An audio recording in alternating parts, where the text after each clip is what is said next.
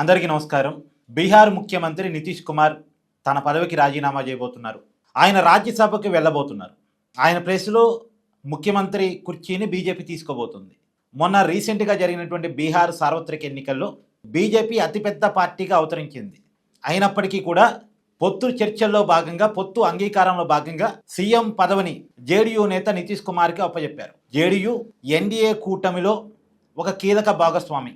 BJP తర్వాత, TDP తర్వాత అతిపెద్ద పార్టీగా ఎన్డీఏ కూటమిలో జేడీయూ ఉంది. జేడీయూ చాలా సుదీర్ఘకాలంగా బీజేపీతో పొత్తులో ఉంటూ ఉంది. సరే, మధ్యలో మళ్ళా పొత్తు నుంచి విడిపోయి మళ్ళా పొత్తులోకి వచ్చి ఇప్పుడు బీహార్ సీఎంగా నితీష్ కుమార్ చరిత్ర చూస్తే ఆయన విచిత్రంగా ఉంటుందండి. ఆయన ముఖ్యమంత్రి కావటం కోసం ఒకసారి మహాగఠబంధన్తో అంటే కాంగ్రెస్ తోటి, జేడీయూ తోటి జట్టు కడతారు.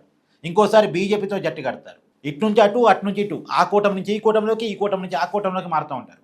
అంతిమంగా ముఖ్యమంత్రి కుర్చీలో నితీషే కూర్చుంటూ ఉంటారు. ముఖ్యమంత్రి పదవికి గమ్మేసుకొని అతికించుకున్నారనేటువంటి పేరు ఆయనకు ఉంటుంది. కానీ ఈసారి మాత్రం ఆయన ముఖ్యమంత్రి పదవిని వదిలిపెట్టబోతున్నారు. నితీష్ కుమార్ ముఖ్యమంత్రి పదవిని వదిలిపెట్టడం అనేది కీలక పరిణామం.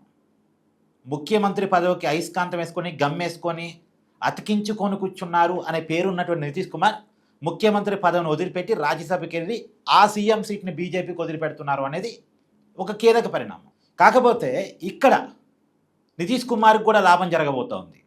నితీష్ కుమార్ కుమారుడు నిశాంత్ కుమార్ డిప్యూటీ సీఎం చేయబోతున్నారు. బీజేపీకి సీఎం సీట్ వదిలేస్తే అతిపెద్ద పార్టీగా ఉన్నటువంటి పార్టీ, సెకండ్ నితీష్ కుమార్ కుమారుణ్ణి ప్రమోట్ చేయబోతూ ఉన్నారు, డిప్యూటీ సీఎం చేయబోతూ ఉన్నారు. కాబట్టి తన కుమారుడికి ప్రమోషన్ వస్తుంది కాబట్టి నితీష్ కుమార్ రాజీ పడ్డట్టున్నారు. అంటే ఎవరి లాభం వాళ్ళు ఎత్తుక్కున్నారు.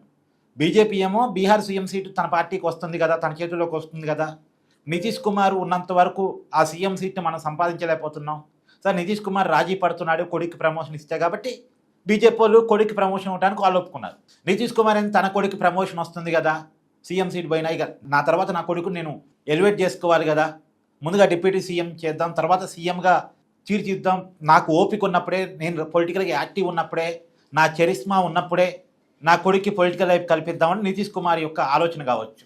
సరే, మొత్తానికి ఎవరి లాభం వాళ్ళు చూసుకొని రాజీ పడ్డారు. నితీష్ కుమార్ రాజ్యసభకి వెళ్ళబోతున్నారు. బీహార్కి సుదీర్ఘకాలం ముఖ్యమంత్రిగా ఉన్న వ్యక్తిగా మాత్రం చరిత్ర క్రియేట్ చేశారు. సో ఆ చరిత్ర, ఆ ముఖ్యమంత్రిగా ఉన్నటువంటి చరిత్ర ఇక ముగియబోతూ ఉంది. ఆయన ముఖ్యమంత్రి పదవికి రాజీనామా చేసి రాజ్యసభకి వెళ్ళబోతూ ఉన్నారు. అంటే ఇప్పుడు ఇంకో కొత్త చర్చ కూడా స్టార్ట్ అయింది. ఆంధ్రప్రదేశ్ రాజకీయాల్లో కూడా ఇదే జరగబోతుంది అని. ఆంధ్రప్రదేశ్ రాజకీయాల్లో ఇదే జరిగే అవకాశం ఉందా లేదా మరొక వీడియోలో మాట్లాడుకునే ప్రయత్నం చేద్దాం.